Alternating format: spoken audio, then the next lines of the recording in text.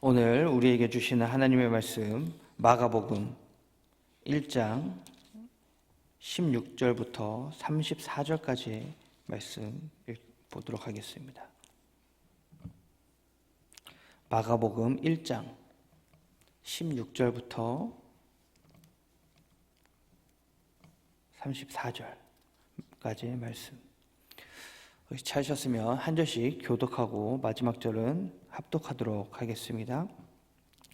갈릴리 해변으로 지나가시다가 시몬과 그 형제 안드레가 바다에 그물 던지는 것을 보시니 그들은 어부라.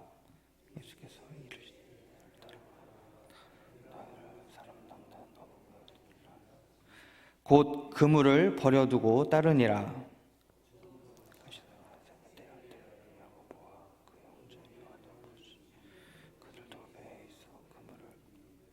곧 부르시니 그 아버지 세베대를 품꾼들과 함께 배에 버려두고 예수를 따라가니라.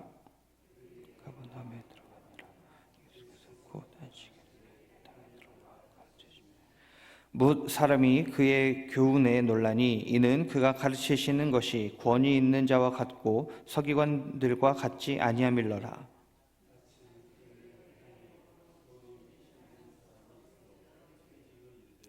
나사렛 예수여, 우리가 당신과 무슨 상관이 있나이까? 우리를 멸하러 왔나이까? 나는 당신이 누구인 줄 아노니 하나님의 거룩한 자니이다.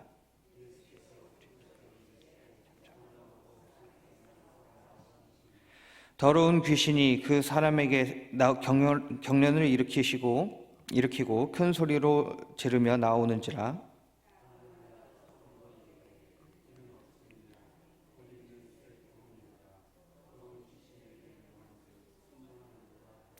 예수의 소문이 곧 온 갈릴리 사방에 퍼지더라.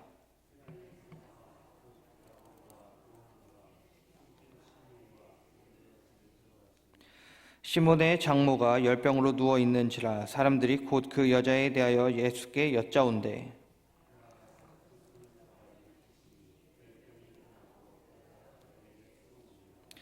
저물어 해질 때에 모든 병자와 귀신 들린 자를 예수께 데려오니. 같이 읽겠습니다. 예수께서 각종 병이 든 많은 사람을 고치시며 많은 귀신을 내쫓으시되 귀신이 자기를 알므로 그 말하는 것을 허락하지 아니하시니라. 아멘. 오늘 말씀을 좀 길게 읽었는데 오늘 말씀에서 또 하나님의 은혜가 있기를 바랍니다.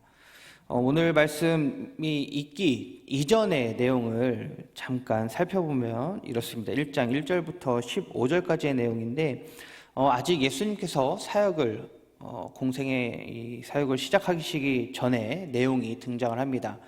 예수님께서 세례 요한에게 세례를 받기 위해서 이제 나아오고요. 그리고 사람들도 세례 요한에게 세례를 받기 위해서 나아오는 상황 가운데 있죠. 근데 이 사람들이 세례 요한을 보고 저 사람이 메시아일 거야, 메시아다 이렇게 생각을 아마 많이 했을지도 모릅니다. 그런데 요한은 사람들이 이런 모습과 생각을 이미 좀 알았는지 자기가 메시아가 아니다, 내 뒤에 오는 이가 메시아다 이렇게 분명하게 말해주고 있습니다.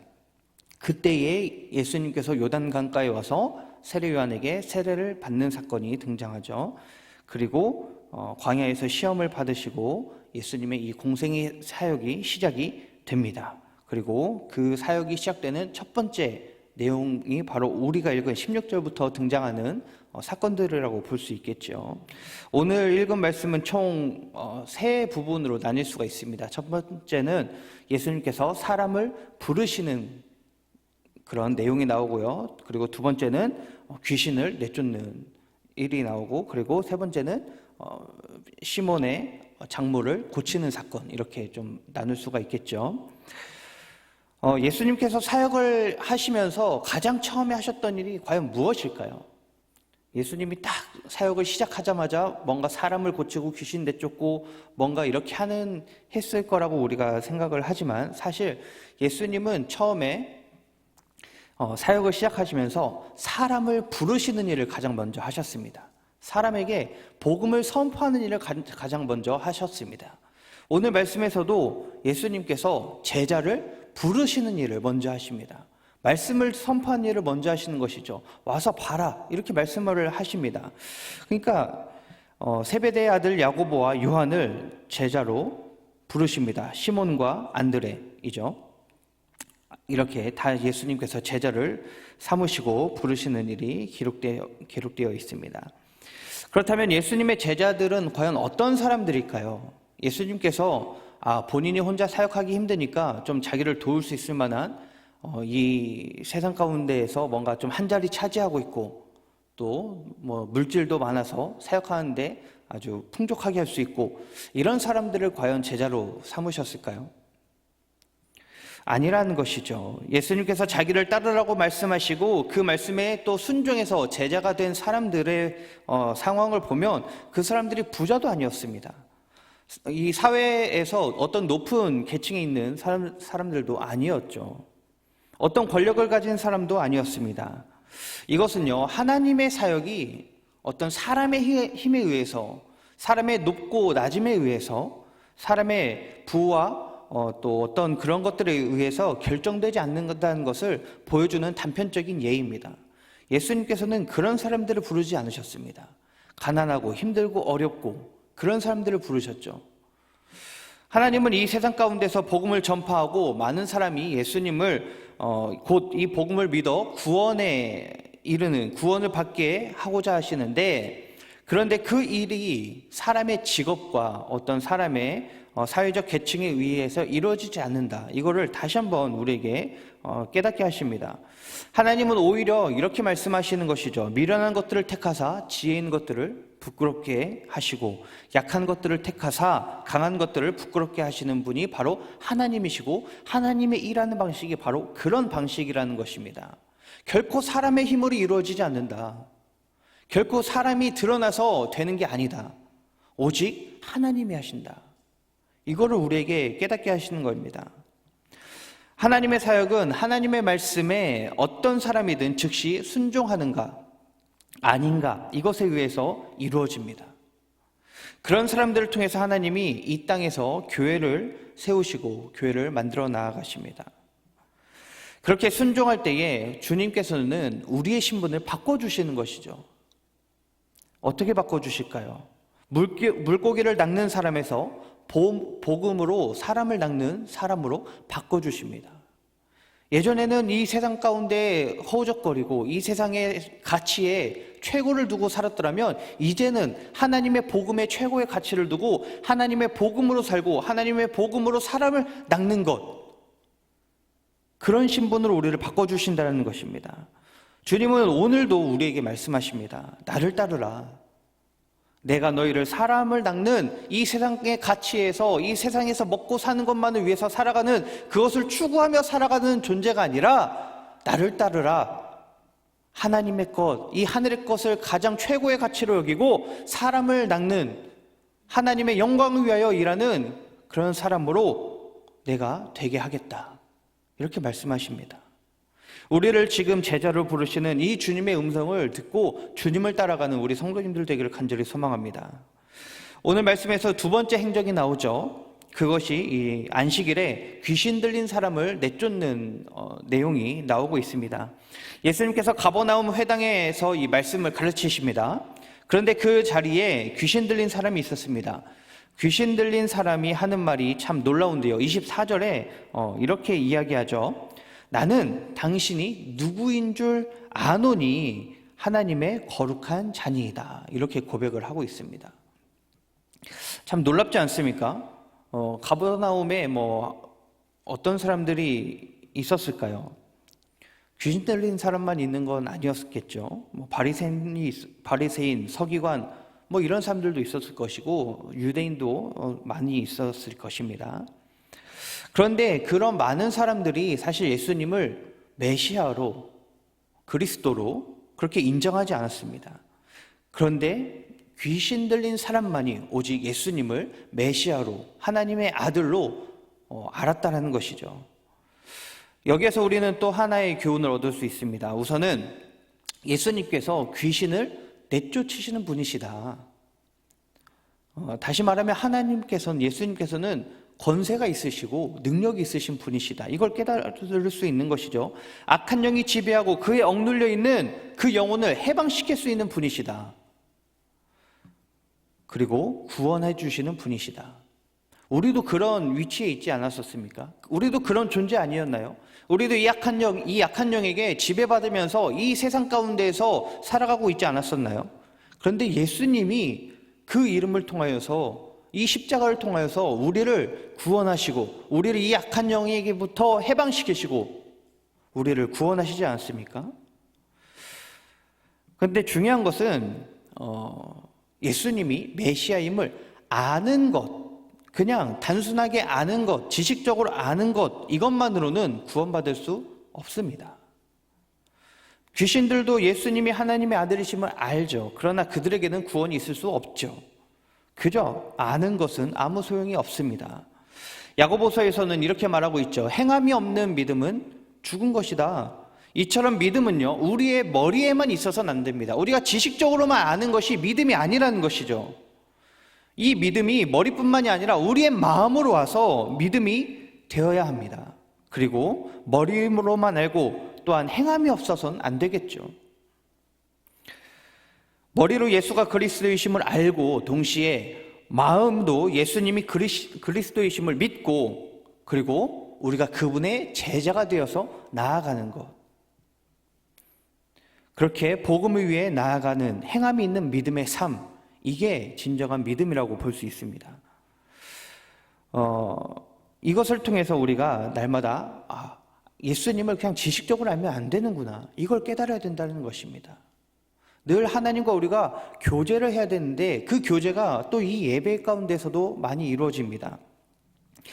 우리가 이 안다라고 하는 이 단어, 히브리어 야다라고 하는 단어가 히브리어로 이렇게 있는데, 이것은 지식적으로만 안다라는 게 아닙니다. 하나님을 그저 지식적으로만 아는 것이 아니라 깊은 관계를 맺는다라는 거예요. 어떤 성적인 관계를 맺는다라는 용어로도 이 야다라고 하는 단어가 쓰입니다. 그만큼 하나님과 우리가 관계를 맺을 때에 그저 지식적으로 단 한편, 어떤 한 부분만 아는 것이 아니라 깊이 있게 깨달아 간다는 것을 우리는 알아야 됩니다. 오늘 말씀에서도 우리는 이 말씀을 통해서 배울 수 있는 게, 예수님을 지식적으로 아는 것이 아니다. 예수님이 온전히 우리 마음 가운데 들어와야 된다는 것을 우리는 반드시 알아야 된다는 것입니다. 마지막으로 예수님께서 이 시몬 베드로의 장모를 고치는 사건이 또 등장을 하고 있습니다. 예수님께서는 이 어떤 영적인 질병의 문제도 해결하시는 반면에 동시에 우리의 육체적인 질병까지도 해결하신다는 것을 우리는 깨달을 수 있습니다. 사람이라면 가질 수밖에 없는 게 바로 이 질병이죠. 그런데 이 질병을 예수님께서 치료하실 수 있는 능력 있는 분이시다, 이것을 우리로 하여금 깨닫게 하십니다. 그런데 이 말씀 가운데에서 30절 말씀에 이름은 나오지 않고 그저 사람들이라고 나오고 있는데, 믿음의 사람들이 있습니다. 이 사람들을 통해서 우리는 이 어려운 시기 속에, 질병과 고통 속에서 그리스도인이 가장 그런 환경 가운데서 어떻게 반응을 해야 하는가, 어떠한 처방에 의지해야 하는지를 우리는 배워야 합니다. 이 사람들이 한 행동은 그리 커 보이지 않습니다. 사실 그 사람들이 뭘 했길래 그러지? 이렇게 생각을 할 수 있는데, 이 사람들이 한 행동은요, 바로 예수님께 물어본 것입니다. 물어본 것. 이게 무슨 일인가요? 어떻게 해야지 나을 수 있나요? 이렇게 물어본 것, 아주 단순한 것 하나이죠. 다른 일을 하지 않았습니다. 시몬의 장모가 열병에 앓아 누웠지만 그것을 위해 어떤 다른 일들을 열심히 하기보다 예수님께 물어보는 것을 우선으로 여겼습니다. 그 이유는 자기들에게는 이 시몬의 장모, 이 장모의 열병을 해결할 수 있을 만한 능력이 자기들에게 없었기 때문일 수 있습니다. 그 병을 또 치유할 만한 의사가 없었을 수도 있겠죠. 치료할 만한 의사가 있더라도 그 의사를 고용할 만한 돈이 없었을 수도 있습니다. 또 더 나아가서는 그 의사가 고치려고 했으나 그 의사조차도 고치지 못하는 상황이었을 수도 있습니다. 그런 막막한 길 앞에서 이 사람들이 한 행동은 예수님께 물어보는 것이었다는 것이죠. 어쩌면 우리가 생각했을 때 이 모든 내가 할 수 있는 일들을 전부 다 했음에도 불구하고 되지 않았을 때에 우리는 아유, 더 이상 해도 안 돼요. 예수님, 안 돼요. 이렇게 우리는 어쩌면 말할지도 모릅니다. 그런데 이 사람들은 자기들의 어떤 노력을 최대한으로 다 해보고 안 되고 안 되었을 때 예수님께 아유, 안 됩니다. 더 이상 뭘 해도 안 돼요. 아유, 그만 보시고 나가시죠. 이게 아니라 예수님 어떻게 해야 됩니까? 이런 고백을 한다는 것이죠. 물론 우리 성도님들도 모든 상황 가운데에서 주님의 뜻대로 나아가려고 주님의 뜻이 무엇인지 하나님이 하실 수 있는지 늘 기도하고 주님을 의지하며 나아가려고 노력을 하실 것입니다. 그런데도 여전히 사실 우리 마음 한켠에는 하나님의 뜻과 내 뜻이 여전히 충돌하고 있지 않습니까? 세상적 가치관과 이 성경적 가치관이 충돌하고 있지 않습니까? 내 생각과 하나님의 말씀이 늘 부딪히고 싸우고 있지 않습니까? 내가 하려고 하는 것, 내 능력으로 했는데 안 되니까 그만하는 것, 이런 모습과 하나님이 하실 수 있습니다. 하나님 하실 수 있지 않습니까?